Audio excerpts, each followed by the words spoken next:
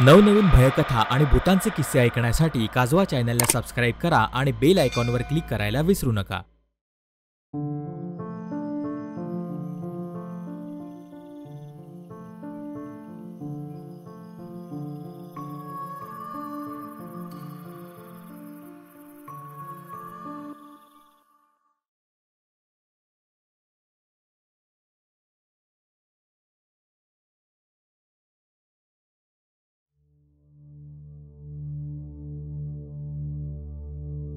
नवी नवरी सून म्हणून दुसऱ्या राज्यात जाते. तिथे रुळू लागते. काही दिवसात एका समवयीन मुलीशी तिची घट्ट मैत्री होते. मग रोजचं भेटणं सुरू होतं, गप्पा रंगू लागतात. असेच एके दिवशी ही नवी नवरी आपल्या मैत्रिणीला भेटण्यास निघून जाते. ती पाहते की तिची मैत्रीण स्मशानात पाठमोरी उभी आहे. ही हाक मारते, परंतु प्रतिसाद शून्य. ही जवळ जाऊन तिच्या खांद्यावर हात ठेवून तिला आपल्याकडे वळवते आणि मैत्रिणीला पाहून हिच्या तोंडातून जोरदार किंकाळी बाहेर पडते. कारण मैत्रिणीचे डोळे पांढरे फटक पडलेले असतात. नमस्कार संकेत आणि संपूर्ण काजवा मित्र परिवार यांना निशांतचा नमस्कार. आज जो अनुभव मी सांगतोय तो माझ्या मावशीने मला सांगितलेला. तर साधारणतः ही जी घटना आहे 1960-62ची असेल. तर मावशीचं लग्न झालं होतं तेव्हा ती खूप लहान होती, म्हणजे 19च वर्षाची होती. जुन्या काळी लवकर लग्न करायचे लोक. तर ती तिच्या सासरी गेली. तर तिचं सासर एका दुसऱ्या राज्यात होतं. तर सासरी गेल्यानंतर तिच्या घर खूप मोठं होतं आणि त्या घराच्याच बाजूला एक 2 ते 3 एकरची अशी जागा होती, बाग होती. बेसिकली ती बाग प्लस एक स्मशानभूमी होती, तिथल्या एका प्रसिद्ध राजघराण्याची. तर काही कालांतराने एक व्यक्ती तिथे त्यांनी घर बांधलं त्या स्मशानभूमीतच आणि तो त्याच्या बायकोसोबत राहायचा. तर त्या बाईसोबत मावशीची मग मैत्री झाली आणि मग त्या दोघी चांगल्या मैत्रिणी झाल्या. तर दोघी एकामेकाच्या म्हणजे घरी यांचं येणं-जाणं वगैरे सुरू झालं. तर त्या बाईची सवय अशी होती, की ती दुपारची आपली कामं वगैरे झाली, का ती त्या स्मशानभूमीत फिरायची. तर स्मशानभूमीत फिरायची, तर तिला खूप त्याचं अट्रॅक्शन होतं, आकर्षण होतं त्या स्मशानभूमीचं. तर ती फिरता-फिरता एक दिवस काय झालं, की एका थडग्याजवळ गेली. तर ते मंदिर स्वरूपी एक थडगं होतं. तिथे खूप मोठं दार होतं आणि तिला त्या दाराला असं कुलूप वगैरे धागेदोरे बांधले होते.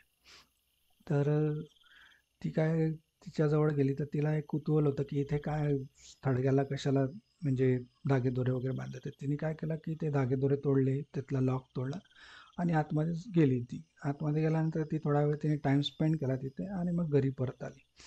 मावशीचं पण येणं-जाणं राहायचं त्या महिलेकडे. तर त्यामुळे तिची सासू नेहमी तिला अटकायची, की "तिथे जात जाऊ नको. ती काही जागा व्यवस्थित नाही." पण मावशी कधी ऐकत नव्हती आणि तिने ऐकलं नाही आणि तिचं जाणं-येणं सुरूच होतं.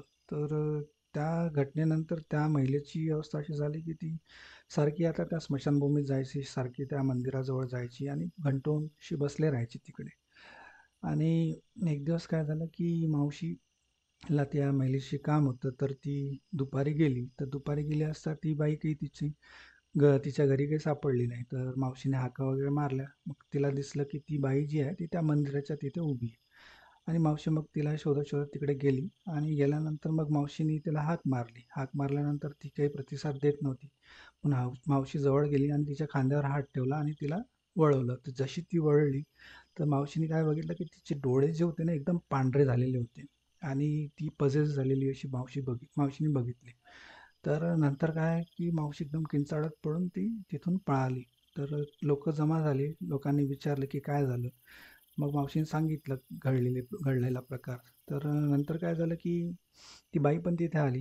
तर तिने सांगितलं, की नाही हिला भास वगैरे झाला असेल आहे म्हणून ती किंचाळत पळाली. नंतर लोकांनी सगळं समजवलं आणि तो मॅटर शांत झाला. नंतर काही दिवसांनी काय झालं, की ही जी महिला होती, ही सारखी-सारखी त्या ह्याच्या स्मशानभूमीत फिरायला जायची आणि तिला आता एक नवीन सवय लागली होती. ती काय करायची, तिथल्या काड्या वगैरे जमा करायची, लाकडं जमा करायची आणि त्या घराच्या अंगणात गोळा करायची. तिने असा ढिगारा त्याचा जमवला होता. तर मावशीला पण म्हणजे आश्चर्य वाटायचं. तर त्या महिलेला तिने विचारलं, की "हे का बरं करते?" तर ती कधीच काही सांगत नव्हती. तिच्या नवऱ्याने पण तिला विचारलं, पण त्याला पण ती कधीच उत्तर देत नव्हती. तर तिने ढिगारा असा गोळा जमा केला होता. तर नंतर काय झालं, की ती एकट्यातच आपली राहायची नेहमी सारखी आणि आपल्यातच म्हणजे हे राहायची ती. तर एक दिवस काय झालं की रात्रीचे 10:30-11 वाजले असतील आहे. तर तिच्या त्या महिलेचा जो नवरा होता तो खूप जोरजोराने ओरडत होता की वाचवा, वाचवा, वाचवा. तर सगळ्यांना तो आवाज ऐकल्यानंतर ते सगळेजण पळत सुटले तिकडे बघायला की काय झालं. तर त्या बाईने काय केलं होतं की तो जो लाकडाचा जो ढिगारा होता त्यावरती मांडी घालून बसली होती आणि त्या लाकडाच्या ढिगाऱ्याला तिने आग लावून टाकली होती. आणि आग लावून ती हसत होती. ती मांडी घालून बसली होती आणि सगळा तो ढिगारा पेटला होता आणि ती महिला पण जळत होती. पण ती जळताना सुद्धा हसत होती. तर हा सगळे दृश्य पाहून लोकं हादरले होते आणि त्या महिलेचा नंतर जळून मृत्यू झाला तिकडे. तर हा सगळा प्रकार पाहून मावशी एकदम घाबरली होती आणि तिला खूप धक्का बसला होता. नंतर तिचे सासूनी मग तिला घरी आणल्यानंतर मग समजून सांगितलं, की तिथे यासाठी मी म्हणत होतो, की तिथे जाऊ नको. मावशी खूप रडत होती. मग मावशीने विचारलं, की "हे का बरं? असा प्रकार का बरं घडला?" मग तिच्या सासूने सांगितले, की यापूर्वी पण असा प्रकार घडला आहे आणि त्यामुळे ती जागा मंत्र्यांनी हे केली होती, बांधून ठेवली होती. यापूर्वी पण एक चौकीदार इथे राहायचा आणि त्या चौकीदाराच्या बायकोसोबतही हीच घटना घडली होती. मग मावशीने विचारलं, की "का बरं अशी घटना घडली होती?" तर मग तिने सांगितलं, की "ही जी जागा आहे ही एका राजघराण्याची स्मशानभूमी आहे आणि जुन्या काळात काय करायचं, की जेव्हा युद्धात लोकं जायची आणि राजे जे होते त्यांना जेव्हा वीरगती मृत्यू व्हायचा त्यांचा लढाईमध्ये, तर त्यांच्या त्यांची इथं अंत्ययात्रा अंतिम त्यांचं सगळं कार्य इथे व्हायचं आणि ते कार्य झाल्यानंतर त्यांच्या ज्या राण्या होत्या, त्या इथे सती जायच्या. तर सती गेल्यानंतर काय व्हायचं, की अ, त्या कधी-कधी काही-काही ज्या राण्या होत्या त्या स्वतःहून सती जायच्या. पण काही-काही ज्या राण्या होत्या त्यांना म्हणजे जबरदस्तीने त्यांना सती जावं लागत होतं. तर अशीच एक राणी होती. तिच्या तिच्या राजाला वीरमरण आलं होतं. पण ती खूप वयाने खूप लहान होती ती राणी. पण तिला जगायचं होतं. पण या सतीप्रथेमुळे तिला सती जावं लागलं आणि ती खूप म्हणजे विव्हळत ती सती गेली होती. तिला खूप त्रास झाला होता. तर नंतर काय झालं होतं, की ती बाई, ती जी राणी होती, तर तिचा आत्मा इथे भटकायला लागला होता आणि तो मग सगळ्यांना त्रास द्यायला लागला होता. तर असं मग त्या हिने सांगितलं सासूने, मावशीच्या. तर यानंतर या घटनेनंतर मग त्या राजघराण्याला पण हा सगळा प्रकार कळला होता. मग त्यांनी काय केलं, की त्या पूर्ण अ, जो स्मशानभूमी होती त्याला पूर्ण कंपाऊंड केलं आणि तिथे आता नवीन एक चौकीदार ठेवला. तर असा हा प्रकार घडला होता. तो मावशीने मला सांगितला. तर आशा आहे की तुम्हाला तो आवडला असेल. धन्यवाद. नमस्कार काजव्यांनो, मी स्वरांजली. मंडळी, आपण आपल्या सेशन्समध्ये कित्येक भयानक अनुभव ऐकलेत. बऱ्याचदा आपण ते ऐकतो आणि सोडून देतो.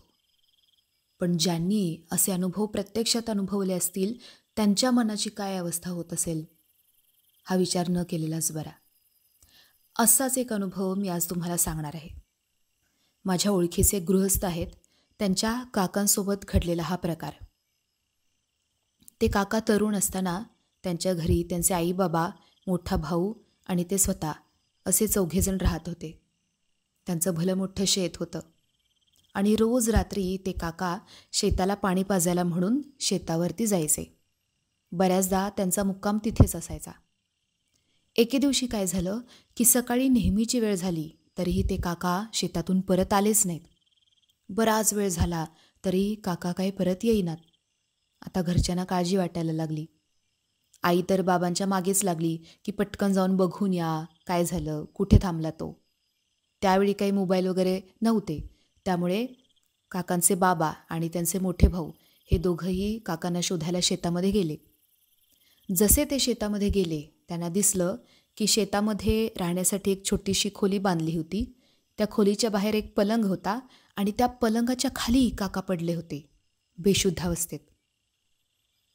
बाबा आणि दादा पळत पळत त्यांच्याजवळ गेले. त्यांनी उठवायचा प्रयत्न केला, पण काका काही उठेनात.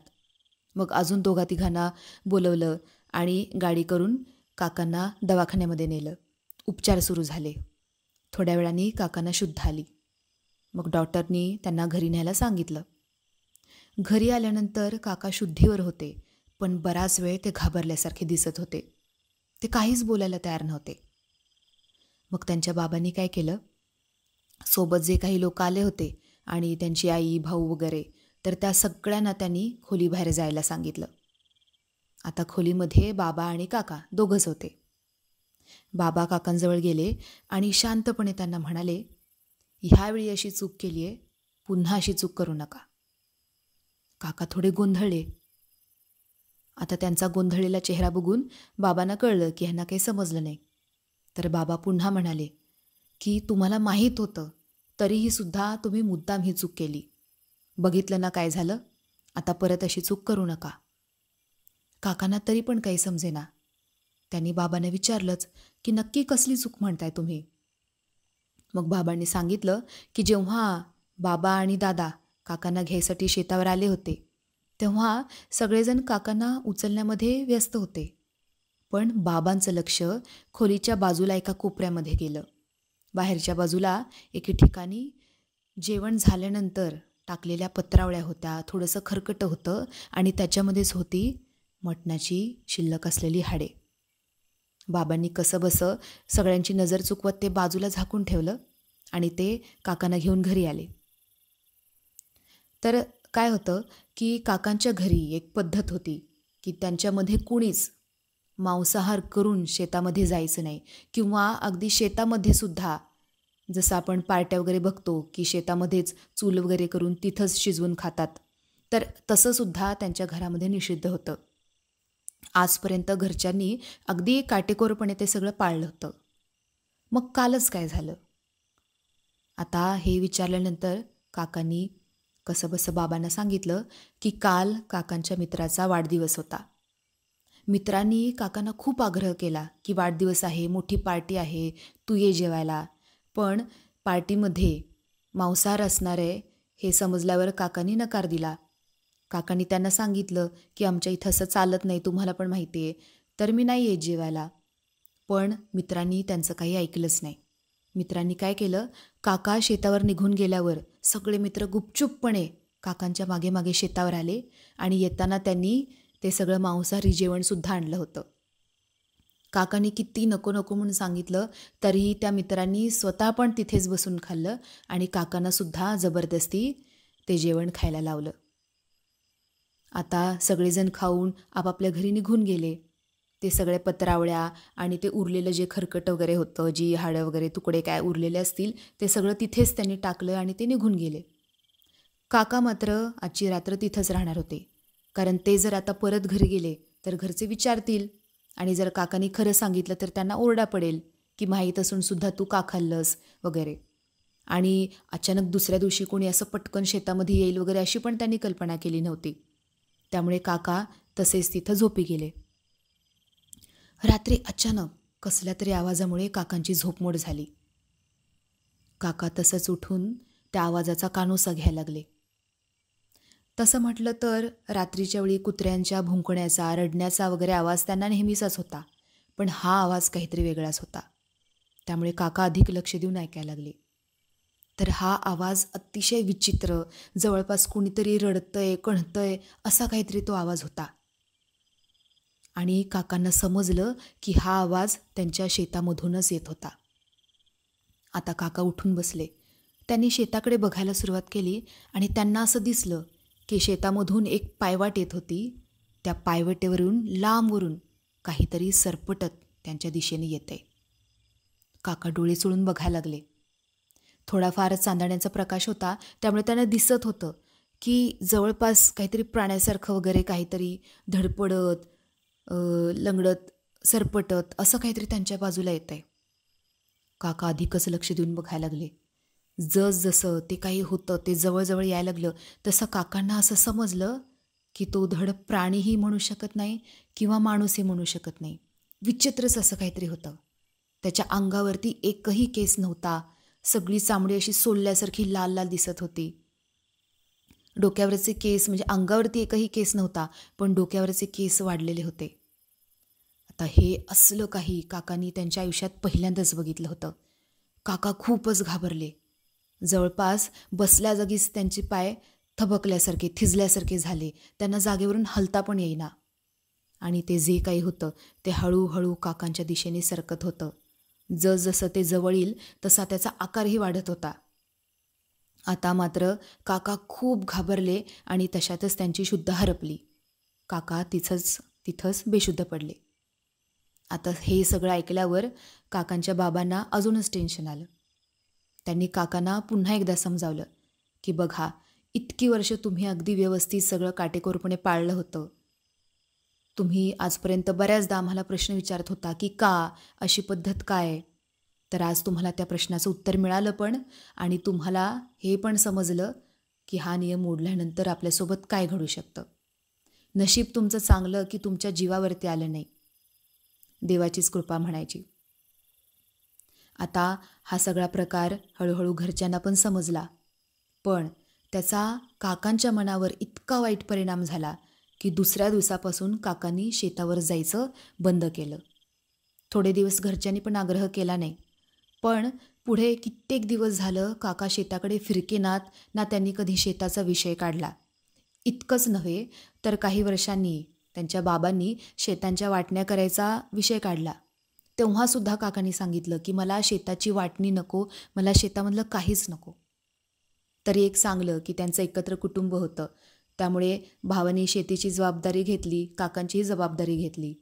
पुढं काकांचं लग्न झालं, त्यांना मुलं झाली, पण काकांनी त्यांच्या मुलांनाही शेतामध्ये जाऊ दिलं नाही कधीच. आता काकांची मुलं मोठी झाली. मुलांनी देखील काकांना समजवायचा प्रयत्न केला की ठीक आहे, तुम्हाला जायचं नसेल तर आम्ही जातो, आम्ही शेती करतो. पण काकांनी आजपर्यंत त्यांच्या मुलांनाही शेतीचा वाटाही घेऊ दिला नाही किंवा शेतीही करू दिलं नाही. आता आपल्यापैकी बरेच जण म्हणतात की हां, मला पण एकदा अनुभव घ्यायचा आहे, मला पण एकदा असं काहीतरी दिसलं पाहिजे. तर त्यांना खरंच कळकळीचं सांगणं आहे की नको, उगाच विषाची परीक्षा घ्यायला नको. मित्रांनो, आपल्या काजवा युट्यूब चॅनेलवर दर शनिवारी रात्री 11:30 वाजता भूतांचे किस्से नावाचं लाईव्ह सेशन असतं, ज्यामध्ये देशाविदेशातून अनेक लोक जॉईन होत स्वतः जवळ असलेले एकापेक्षा एक भयानक किस्से आपल्यासोबत शेअर करत असतात. वर्णन केलंय ना, अक्षरशः अंगावर काटा आणतं. वेळ अशीच बसून असते कोपऱ्यात, एकतर कोपऱ्यात बसून असतो खाली, आणि माझे डोळे आता गोव्यामध्ये काय आहे की नारळ डोळ्याची खूप पाहिलं, गेली 2 वर्षे आपले सेशन्स अगदी सातत्याने सुरू आहे. मागच्याच वर्षी आपण त्याची 100री देखील गाठली. तुमचा कदाचित विश्वास बसणार नाही, पण आतापर्यंत जवळपास 1500च्या वर भूतांचे किस्से आपल्या या सेशन्स मध्ये सादर झालेले आहेत. आणि दिवसागणिक हा आकडा अजूनच वाढत चाललाय. तुमच्याकडे देखील असे भूतांचे किस्से असतील तर वाट कसली बघताय? भेटूया येत्या शनिवारी रात्री 11:30 वाजता फक्त काजवा युट्यूब चॅनलवर. बाकी सर्व माहिती खाली डिस्क्रिप्शन बॉक्स मध्ये दिलेली आहे. आमच्या व्हॉट्सअप चॅनलला देखील जरूर फॉलो करा. आणि हो, व्हिडिओ आवडल्यास प्लीज लाईक करा आणि चॅनलवर नवीन असाल तर चॅनल सबस्क्राईब करायला विसरू नका. धन्यवाद.